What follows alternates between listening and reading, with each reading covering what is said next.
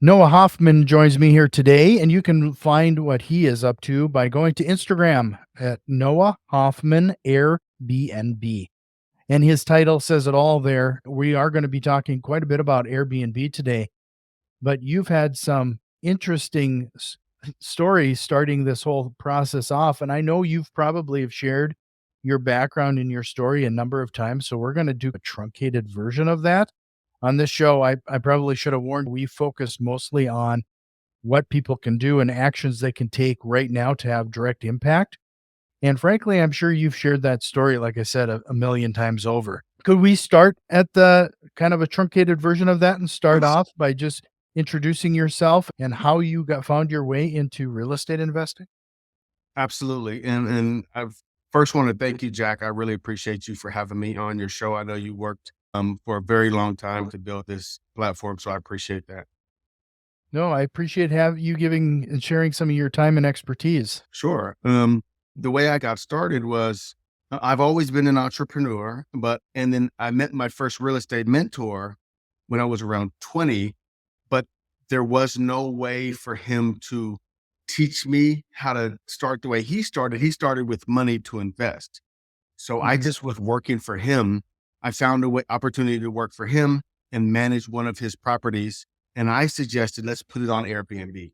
And so basically, I started managing properties for him and then other people for 5 years before I bought my first property myself.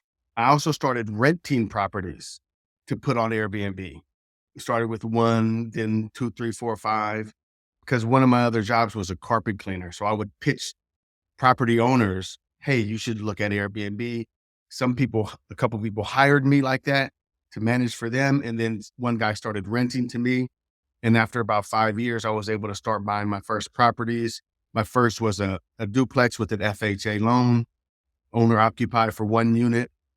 Then from there, I learned about remote manage. So I had already been managing remotely out of town for someone else. So that gave me the confidence. And at first, that was a big step. Like somebody said, can you manage a property for me in Vegas? And I said, no, that's crazy. That's because I'm in the San Francisco Bay Area. And he says, we have people on the ground. So we just need you to do the online part. So I said, okay, I'll give it a shot. So fast forward a few years, I started investing out of town myself. So Fresno, California, because the Bay Area wasn't a great place to cash flow. So I started investing in Fresno, which was like out of state prices. And then I started building ADUs. So these are all little wild cards, like special ways to make more money, going out of town, building ADUs are like it's the California gold rush, building ADUs, because with the laws have made it cheaper and faster to do it now. So I've built about 5 ADUs now. And then Yeah, we probably should take a second there, Noah. What could you define what an ADU is? What is what when you say that for our it, it's called an accessory dwelling unit. It's like a okay. secondary property. You can build, it can be detached or attached. It can be part of, you can split your home into split off another studio, or you can detach. My favorite is detached, but I've done both versions.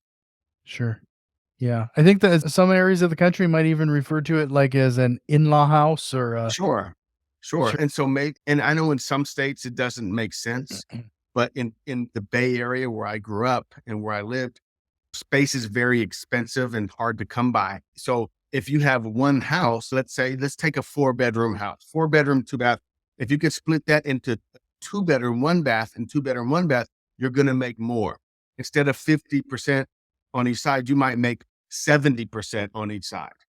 So you make 140% just by splitting it, because there's more single travelers.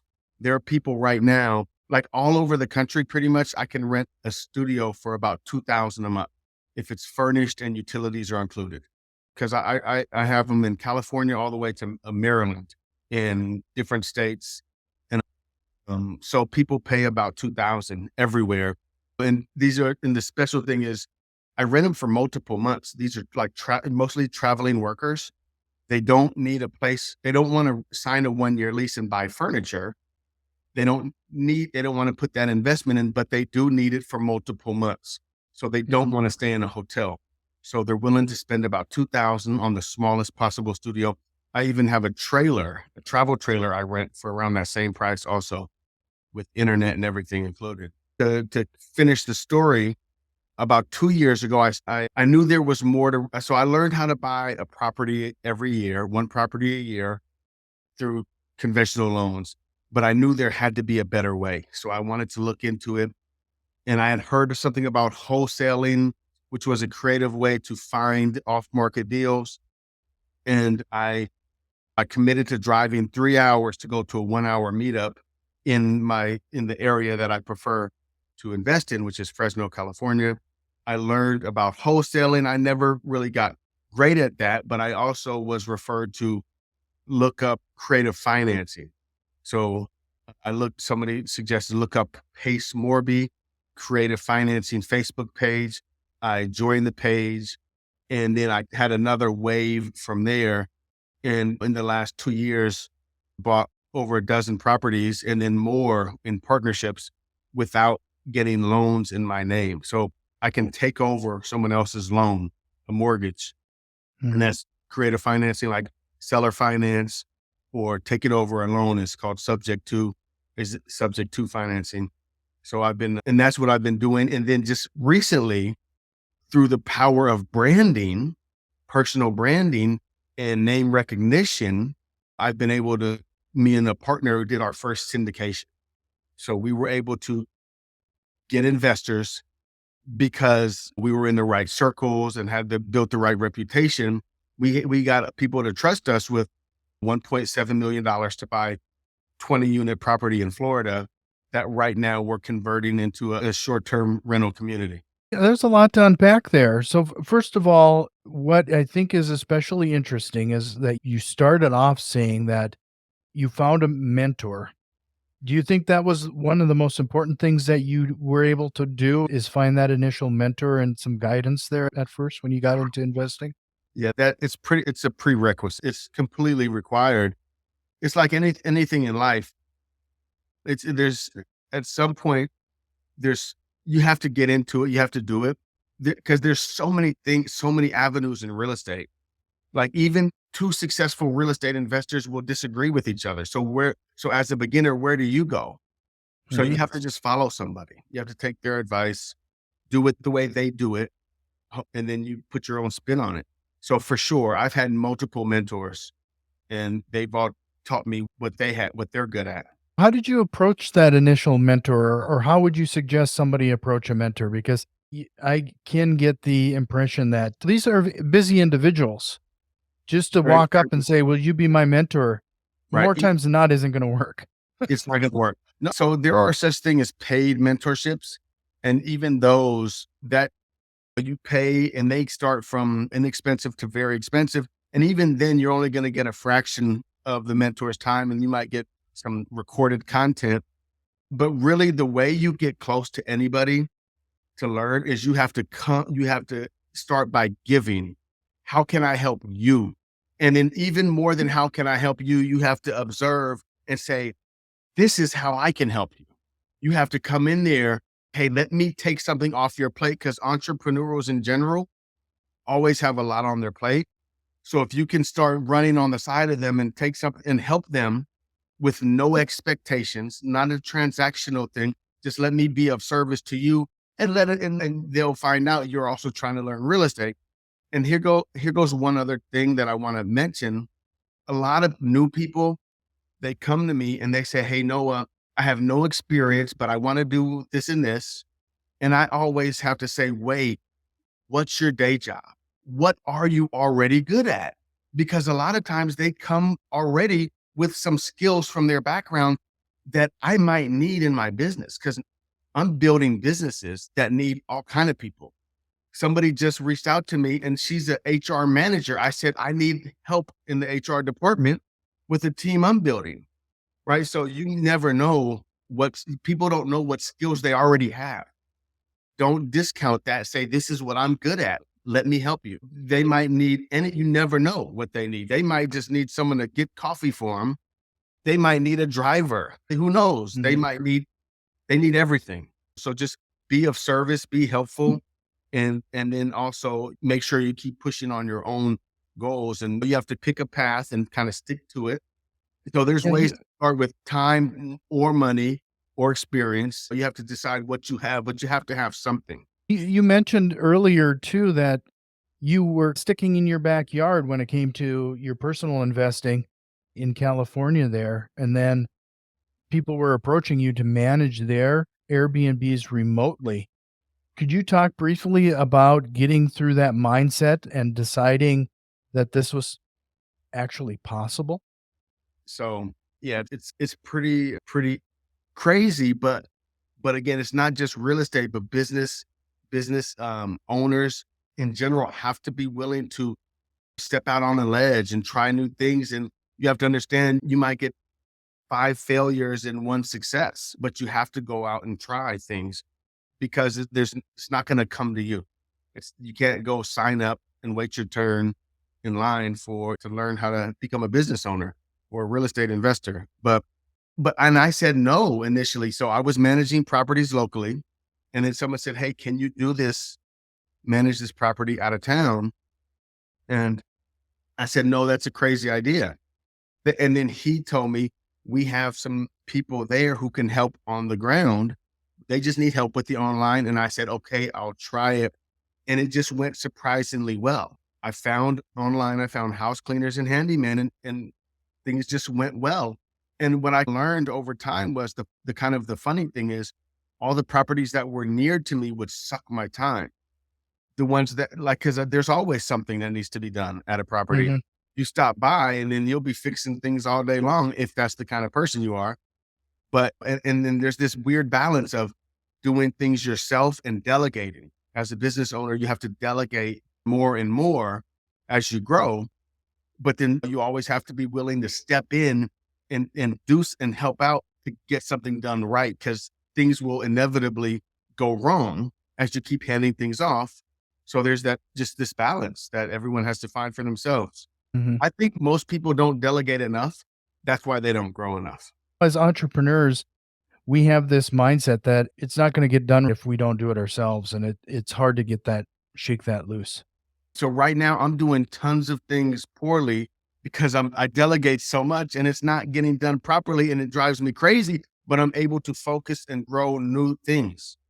That's the thing. That's the other thing about being an entrepreneur is we like to break down new walls and try new things. We don't want to get stuck doing the same job for 10 years. So we have to start to delegate. And so right now I'm in a phase where I'm having to document micro processes. Every single thing that you never think that you do naturally, you don't think about. Now I have to write down every single thing, and I'm getting a customized software, like a database, a Q&A database for my team. I have a overseas team in the Philippines who do a lot of things to do everything, run my management business almost 100% for me. But I have to answer questions all day long. And then I start hiring new people and they're asking me the same questions. And what I used to think was a gut feeling can be quantified. There's ways to measure it. It's not a gut feeling. There's a way to analyze things and write them down. So I call them my SOPs, standard operating procedures. And I'm just creating a vault of SOPs and trying to divide them by category. Just to remind everybody, head over to Instagram for Noah's page there, Noah Hoffman Airbnb. You'll find him there. I'll make sure to have that link in the show notes. And if you like what Noah is saying so far, can you do us a quick favor? If somebody is getting in to Airbnb here today, share this episode to them. They might find what a lot of what Noah is saying very helpful. What I also think is interesting here now is that you mentioned a couple times regarding your VAs in the Philippines. Was that kind of a leap for you as well? And how did you find those resources?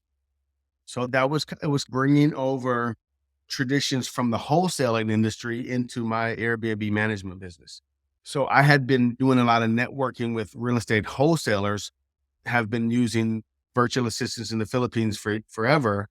And then a friend of mine, I had maybe he had talked about, I had tried some virtual assistants for wholesaling business venture, but I hadn't brought them into my Airbnb business.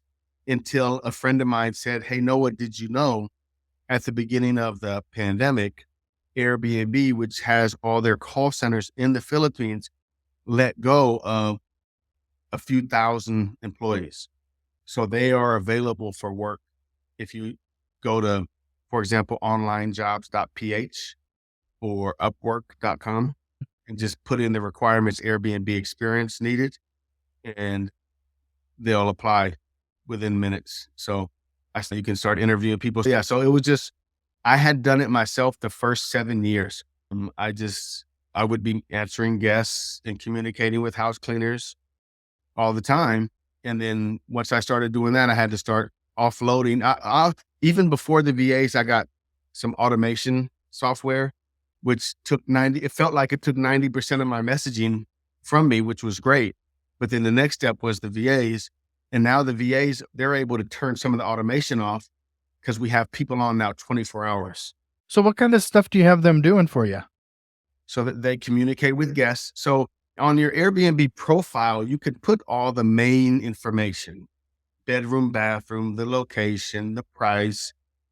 But if somebody says, "Hey, I want to book, I need a place for 3 months. Can you give me a discount? Can we negotiate a price?" So I tell them, if someone asks for a discount, you can give them 5% off without asking me. And if it's if the check-in is in within 1 or 2 days, you can give them 10% off. Other than that, check with me. And then if they want a long stay, like 4 months, 8 months, which happens, I say, look at those same months last year. What did we average? Subtract out expenses, the cleaning expenses, and offer them that price, or try to beat that price. Or like coordinating with the house cleaners. Can we check in early? Can we have a late checkout? They'll talk to the house cleaners about cleaning schedule. And then they also communicate with handymen and service providers, landscapers, everything. They'll let the guests know, hey, we have a landscaper coming in today in the backyard. Pretty much everything. I manage some properties that I've never been to at all. And so I'm really trying to personally get out of every aspect of the business. My goal is for someone to say, "Hey, Noah, I have a property. Can you manage my property?" And then as soon as possible, I want to hand them off to someone else, a salesperson. Mhm. And then we have a onboarding form. We want them to upload all of their information about their property, all the way down to the model number and serial numbers of all appliances, links to repurchase off furniture, the same brand, same style. We need every single thing. So if we have a problem with an appliance, our appliance repair person already knows the model number. So they bring the right parts. They bring the right tools. We need to have warranty information on all those parts to see if we can order. If we have a warranty, we can access it, or do we have to replace it if the guests have it? So what I'm working on now is I want to roll out like really white glove service as far as, would you like we want to be able to offer them like groceries. Hey, we can have groceries here for you before you arrive. What do you want? We're going to send them options. Do you want a fruit basket? I want to try to integrate some other services like Instacart or something like that. And so we can make sure it's already on the table for them. So we're going to, That's neat. yeah, we maybe want to start out with a free or a cost option, and then eventually include some kind of service where we can make money. Sure. That's neat. I haven't heard anybody try that before. I'd be interesting to see what you find out. It's all So about coordination now. Yeah. a lot of people that get into wholesaling, you've mentioned that a couple times as well here now, and the allure of it is that you can get into that with no money out of your pocket. You've accomplished this to a certain extent, the no money out of your pocket part, by finding partnerships and then a syndication and a few other things. What was the secret sauce there to get partners on board and finding the right opportunity? So it all comes with experience and reputation. That's what it comes down to. I mentioned the very first real estate mentor that I used or that I met. I was managing his properties for 10 years before I got into this creative finance, or maybe 9 years, whatever it was. And he saw me start getting into doing deals with other people. Then he became willing to be my private money lender. He started lending me money to buy properties, buy, fix up, whatever. And I didn't even know the concept of private money before I got into other group. And they're like, yeah, you just ask somebody who has money for a loan and they secure their interest against the property. Like a second lien position could be first or second lien. Second lien means they have to really trust you. You have to have a good relationship. Like a hard money loan company, they would want first position on a property always. But so it came with the experience and personal branding. That's why I got serious about social media, like willing to invest money in it. And also the events, networking events, real estate meetup events. I'm willing to spend money on that because your network is your net worth. I think that's one of those things that eludes a lot of people, especially when they get into wholesaling, is the concept of how do you do this or how do you even start with no money in your own pocket? And I think there's having that partner or somebody that adds to the team adds to the confidence. So when you go in and you're talking to anybody else regarding a project, you just have the confidence that you can deliver on what you're saying. And I'm still learning all the time. I never successfully ran a wholesaling business. I've done a handful of deals. I've bought a lot of deals from wholesalers, which I learned about from this process. But I have sold some deals and partnered on deals. And right now I'm just in the midst of, I just recently started a new marketing campaign. I made a new partnership with a guy, and your partnerships are very important.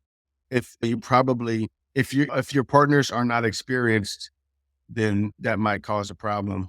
But I partnered recently with a guy. He's a real estate agent and he's a contractor. And right now we're doing a flip and he's the project manager on the flip. I was able to access my private money to buy and rehab the property. And this new partner, he's the project manager because it needs a lot of project management. And we also this time we hired a virtual assistant. She's from Canada, living in Costa Rica, and we're paying her as a cold caller. But what we noticed is me and this partner, neither of us successfully ran a wholesaling business. And so a cold caller needs a schedule. And it can be a lot of trial and error. Where do you pull your lists? What software do you use? And how do you manage this human being's schedule and make sure she's on the right track? And what do you need to do to be an active participant? So me and my partner, we're not doing a good job managing this new cold caller. It's been almost 3 months. So what we just did actually today is we just offered a partnership with another guy who has great experience managing cold callers for this type of business. And he was willing to meet with us and talk with us. And he's a friend of my other partner. And we just said, hey, how about we offer you some equity, so a percentage of whatever deals we get through this endeavor if you help manage this caller for us, because we're doing a poor job managing. So that comes back to the book, Who Not How. So you mentioned doing a syndication of this place in Florida, and it's going to be an Airbnb community. Are you working on that project right now, or is that something you've wrapped up? Yeah, we're working on it right now. So through the right network, we were able to get on the right group, and we were able to raise all the money in a 15-minute time span. So one of our partners was on this. It's called an Air Meet. It's similar to a Zoom, but Air Meet, you can have over 1,000 people, and he had 1,100 people on this call. And we got on the call and talked about it for 15 minutes and had enough commitments to fund the deal. And so the first phase it's called a 506B. 506B is investment. It's for accredited investors and or friends and family. And so we were able to raise money to purchase the property through that. And then for our next phase, we're doing a crowd fund. So it's called a Reg CF. So we had to hire, it's called an SEC attorney, and he is drawing up the paperwork. And we had to find a SEC approved platform. And this is a learning experience for me. I didn't know it was such an important part. You have to have a website that announces and announces the deal and gives updates to your investors. And they have to, and they actually, the money actually goes through there through an escrow type situation. And I didn't know how important that website was, but like they get like a portion of the deal. They're like, we'll take 3% of your deal to use because they have to work directly with the SEC to make sure it's all illegal. So it's a learning experience. So we did a 506B and converting to a Reg CF or combining the two. So how many units will that be when it's said and done? It's 20 small houses on one lot Oh, in okay. Pensacola, Florida. So is this becoming more common to do an Airbnb community? Yeah, I think it's just that it's like a resort or a hotel, same thing. And that first investor, that mentor that I talked about, after our first Airbnb, he went and started getting involved with hotels. Mm. And I honestly see that could easily be one of my next moves because Airbnb really it's not meant for big businesses. It's meant for individual people who want to start their it's like a one house business, right? They put their house, make money. And then what I've learned is it's a lot it's a lot more efficient if all your properties are close together, ideally in the same building. So that's called a hotel. So I might as well. So now me and my partner, we just started negotiating with somebody who's selling a hotel in Florida because I'm like, we're already going to be developing boots on the ground, some a cleaning team, management or maintenance team. So what else and with the Reg CF, a crowd fund, you're allowed to raise up to $5 million. So we might as well use the rest of those funds to possibly buy a hotel right Mhm. there in Pensacola, Florida. So we started negotiating.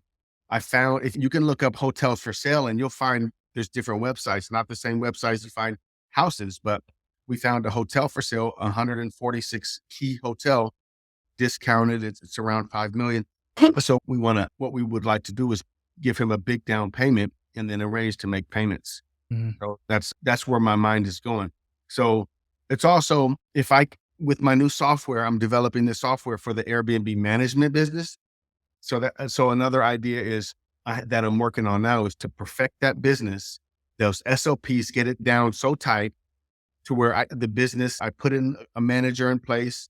I keep developing the team, which now we have about 10 people.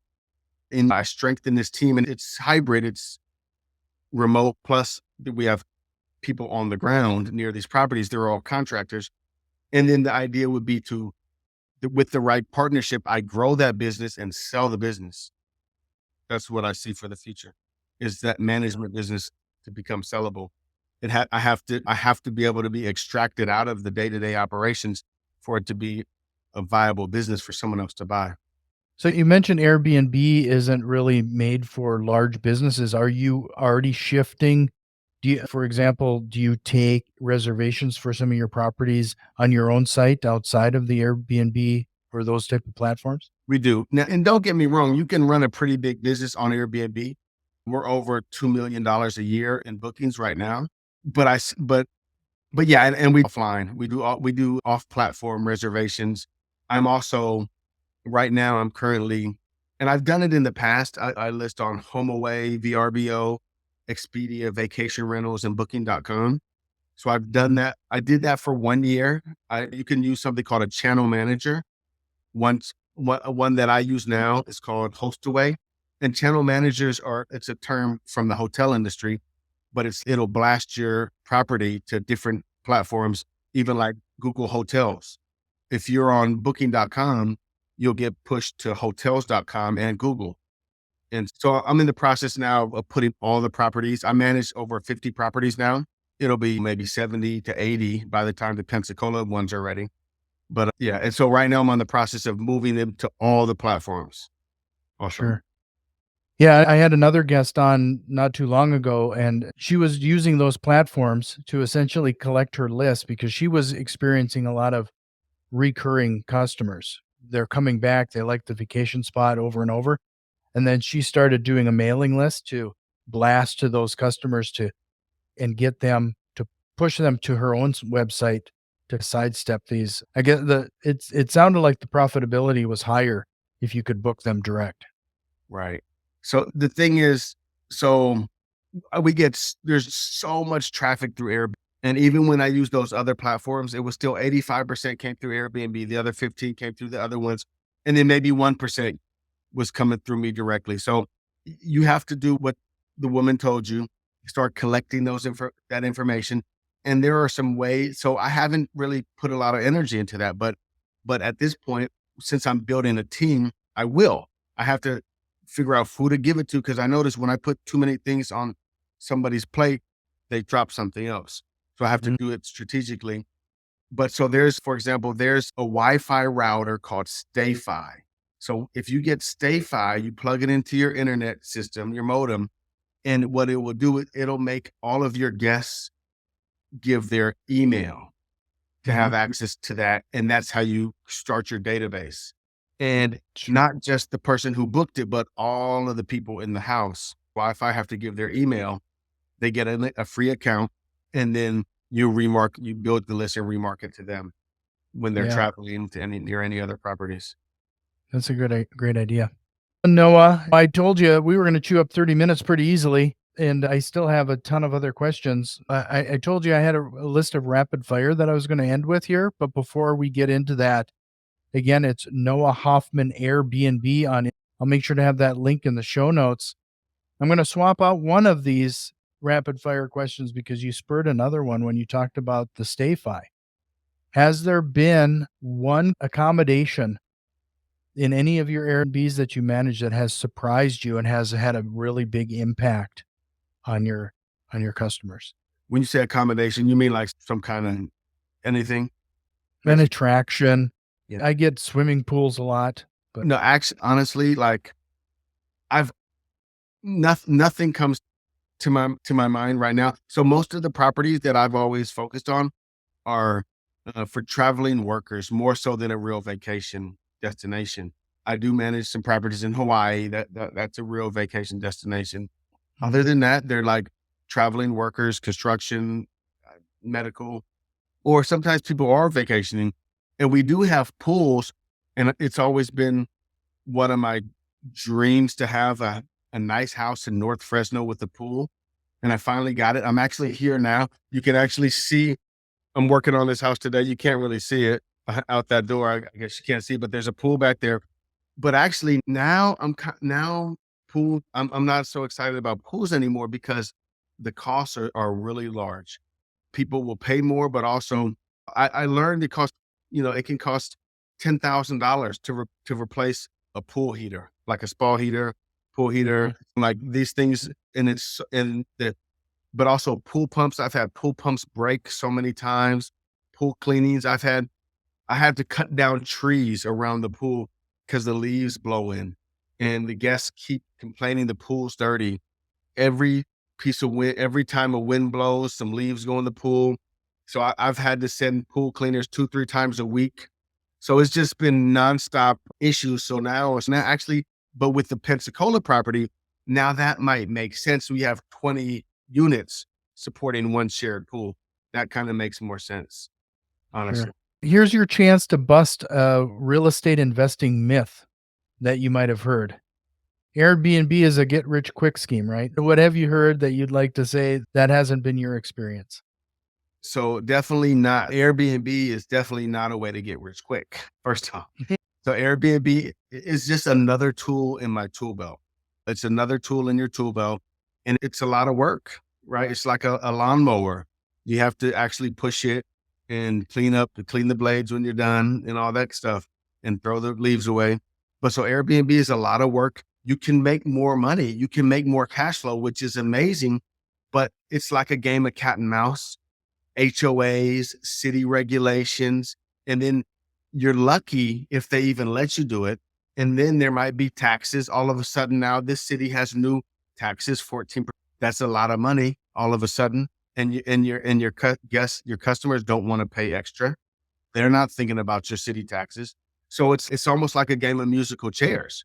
So that's one of the good things that's one of the good reasons that I started learning how to manage remotely, because markets change every few years. So I'm always looking for the next best place. And this is my favorite place now, Fresno, California, but prices have been going up over the last 5 years. Airbnb rates have not been going up. So I tell people I'm looking for the next Fresno. So I don't know if that's in Florida, Georgia, Texas. I don't know where it is, but it's changing. So I might go to the Midwest. Sure. What book would you recommend, or what are you reading right now? So let's see here. I'm Millionaire Real Estate Investor by Gary Keller. Yeah. That was just one of the first books I read that kind of gave me the mindset. Yeah, I've said that. I mentioned don't say rich dad, poor dad, because everybody answers this question that way if I allowed that. But Rich Dad Poor Dad puts you in the right mindset, and Millionaire Real Estate Investor kind of sets you on the path to and the steps needed to get some of that done. It's Right. they're a good combination. What is your biggest business mistake you've made, and what did you learn from it? Biggest business mistake. Let's see here. Everything's been perfect, right? No, everything's a mistake. So everything that I've learned from has been a mistake. So I want to say investing out of town has been one of my biggest real estate mistakes that I've But then learned. that's what you're I know. doing for people. But I want to take it with a grain of salt. It's so right now. So I went out all over, and in 2022, I invested in probably 5, 6 states, and I still own those properties. But now, since the real estate market has shifted, because I have to retract a bit, now I'm focusing in on fewer markets because Sure. I need better relationships with vendors. And when you only manage one property, your relationships with vendors will be zero. You have no relationship. The more properties you can have focused in one area, the stronger your relationships get with those vendors. But for me, again, I do both. Or it's just in life, you have to take a risk, right? You can't get to work if you're not willing to get in your car and take a risk.